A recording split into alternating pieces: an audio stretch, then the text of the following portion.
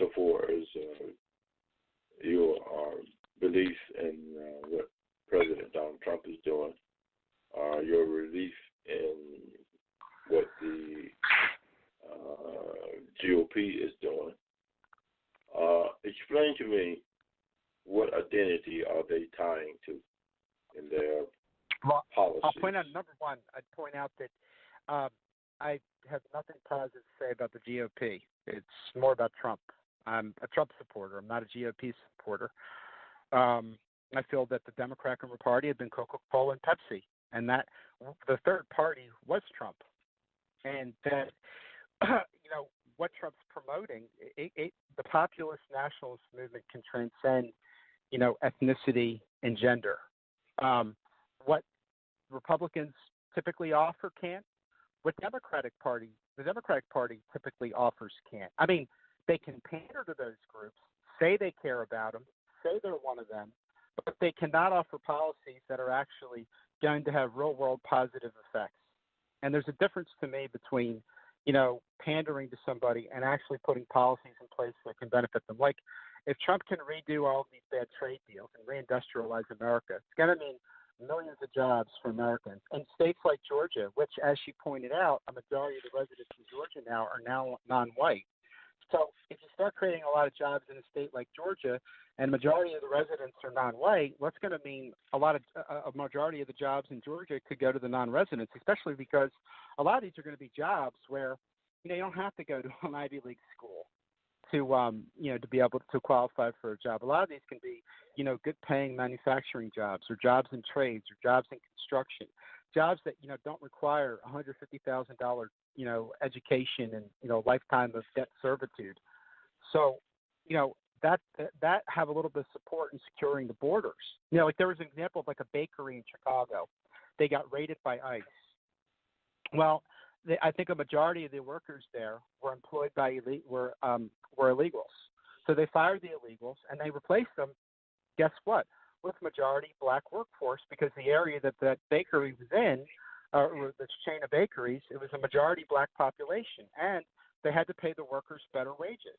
So that benefits black people because you go from not having a job to not only getting a job, but because it's an American trying to get a job, you have to offer better wages and benefits. It's the same thing when they had the Swift meatpacking plant raids in Kansas, I think 12 years ago. Meatpacking is notorious for hiring illegals, and the compensation, the real world wages for meat packers in like 1980 was like $20 an hour. And then the inflation adjusted wages by 2005 fell to $16 an hour. Well, they raided those meatpacking plants, and they didn't find that there were no applicants for the job. What they found was there was plenty of applicants for the jobs. They just had to offer better wages and benefits. And the workforce that replaced the illegals was very diverse, included a lot of whites, but a lot of blacks and minorities too. So these are policies that can help everybody, because policies don't include, dignity and an ability for somebody to raise and support a family if they so choose. And you're not doing anybody any favors. It's just a bunch of talk. And a lot of times the people that obsess the most on race are the ones that offer the least to people of color and different ethnic groups. And they play that up because they know that their policies aren't going to help the people they're saying they're helping. So I've really noticed that. It's like, you want to know who the least racist people are the people that don't obsess over it. The people that, if they have friends from different ethnic groups, it's just not a big deal, because it's not a big deal when you meet different people and you develop a good relationship with them. The people that I find that are often the biggest bigots and the most, the least racially tolerant people are the people that obsess over it. You can talk about the weather and they'll bring race into it. And oftentimes it's thou doth protest too much. So the people that scream the loudest about ethnicity and race, to me, in my experience in life, they're the ones that are usually the racists and the least tolerant of all people, because they obsess over it, and they obsess over it because they're the ones that have the most problem with different ethnic groups. So it's I've had a different life experience in some way that way, and I think in a lot of ways it's been very illuminating. Friends with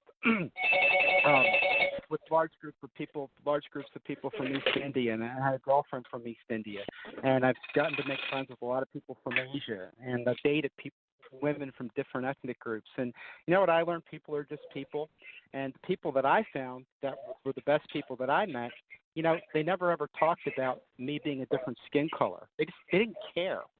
Didn't even enter into the conversation. And, you know, I think if somebody has to tell you that, well, you can't get anywhere in life because until Georgia is a majority non-white, they're part of the problem. And what kind of message does that send? You know, and if anything, you know, if somebody told me, I had bad hearing. I got picked on a lot growing up because I had bad ears. I mean, you know, it made me want to work that much harder to be a good student because I had a hard time keeping up in class or to be a better basketball player. You know, and it just made me want to prove myself more rather than looking at what I had as something that could prevent me from, you know, having a good life. Mhm. Okay. One thing that and I just don't have the energy to, you know, I just know I'm wasting my energy if I play into the identity politics game because I know that the real evil are these oligarchs. I know I should be spending more time worried about Jeff Bezos. Guy's worth like $63 billion. Guy's putting all the mom and pops out of business. So, you know, do I really care about some white right-wing Christian that's probably just struggling to get by, you know, and might be, you know, or do I worry more about Jeff Bezos? He's going to put a lot of people out of work, and who's a real dirtbag. Okay, I really enjoyed your input and your perspective and your point of view in regards to what is taking place in this country. From listening to your conversation, you were saying that the reason why the problems are taking place is that we're dealing with too much ID politics, identity politics, instead of dealing with issues and policies that's going to change, saying that benefit all people. I appreciate that perspective, and I hope that in the future you'll continue to listen to my radio broadcast. I mean, I started in 2000, and I don't have a large audience, but I believe I have a faithful audience.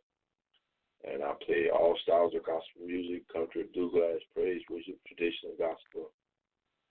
And I talk about everything dealing with humanity. And I believe what is taking place with humanity is that humanity is forgetting about its first love, caring for everybody and taking care of everybody. Now, here's the thing about that, the border now. It's okay to have a border. It's okay to have protective. Any city needs a protective outer covering. When I say outer covering, I'm talking about a wall or whatever you want to call it. Every city, every nation needs that. But here's the thing about that. And you just going to decide based on the world who comes in and who's not, based for your survival. But what I would ask you, I mean, should everybody be able to come in? I mean, if 100 million people want to come in, should we let them in? And I'd point out, a lot of times when these population comes in, they come into poor parts of the country where people are struggling already. And so, for example, you know, if we took in 1,000 Central Americans and put them in a poor black neighborhood, and they go to the same schools as a majority, you know, poor black community, and then you got all of a sudden people speaking 3 different languages. I mean, does that help the people that are poor already in that community? I mean, are we, in the interest of trying to be generous, are we hurting our own poor people here, which we have quite a few? Well, what's your answer? Well, I think countries have a right to have borders. I think our immigration system should be based on merit. If we believe in a meritocracy, which says it doesn't matter what group you come from, everybody should have the same chance to succeed, then the people that should come into the country, there should be no suggestion that color plays a role. It should be, do you have a college, you know, maybe an education? Do you have skills that we need? Do you speak English? You know, that would be a merit-based system. And then with refugees, well, first off, you got to make sure with refugees coming into the country that the country they're coming from that it's possible to screen the people coming in so that they're not people that are going to come here to harm you. And I don't just mean terrorists, but it could be people with a violent criminal record. It could be people from the MS-13 gang or the 18th Street gang, which is a big problem. Or are they people that are going to be able to have a chance to make a good living and succeed, or are they going to need government programs which should be used for legal American residents? Plus, maybe what we could do with Central and Latin America is, instead of getting tied up in wars with them, maybe we could do a JFK-style alliance for progress and give them more aid. Like, we should absolutely do that with Mexico. Like, if what it would take is to help stem the flow of immigration from Mexico would be to, give them more aid for school construction and infrastructure and develop their energy resources, we could do that. We could also work together with them to take out the cartels responsible for smuggling people into our country. And I point out 80% of the women that come from Central America get raped on the way into the United States. One of the things that teenage girls. So that means you got a big problem with pedophilia too. One of the things that I see coming through in your comments in regards to walls and immigration system and protection, one of the things I see coming through in your words is that taking away my piece of the pie. I don't see coming through in your words that whenever someone comes in, their genuine need to earn a living, make a living, to help better themselves. That's all good. But I see, just like you say, those gangs that are coming in.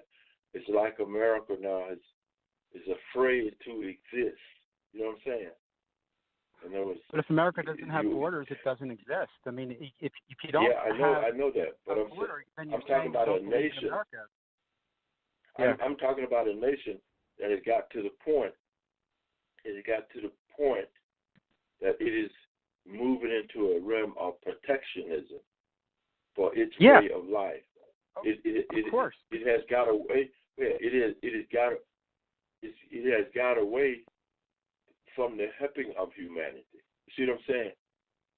But has the immigration helped our country? Huh? Like, I mean, if a poor girl comes up from Central America into the United States and her family sends her on a company and she gets raped on her way up, and then she gets lost in the system and gets involved in child trafficking and pedophilia. I mean, it certainly doesn't help anybody. Well, yeah, but see, here's the thing about that. Okay, say for instance, say it's 25 people coming in. Okay, out of those 25, somebody may have an accident, somebody may get raped, somebody may get killed, all kinds of things are going to happen in that element of that was 25. I'm just using that as a number. Right. It could be millions. If something going negative or bad going to happen to all of them. But don't take the whole situation with as if to say majority of them are getting raped.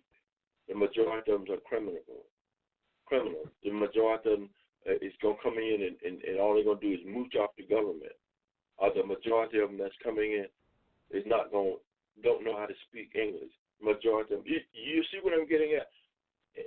In other words, do not be controlled by the fear of the negatives, of the evil. Do not be controlled. The thing is, but if the end result was good and it was leading to more prosperity and more people were doing better and you didn't have 98% of the income gains going to the top 1%, and I didn't, like, for example, here's a real-life example that I've seen in my lifetime. And I'm fortunate. I grew up in the Philadelphia suburbs, upper middle-class neighborhood. And I remember, this was like in 1994, I worked in landscaping one summer. And even though I grew up in a pretty nice area, I mean, a real nice area, it got filled up more later on.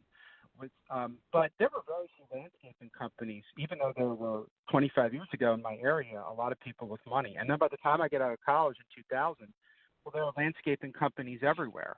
And a lot of them are hiring illegals. I mean, it's common sense. It's pretty obvious.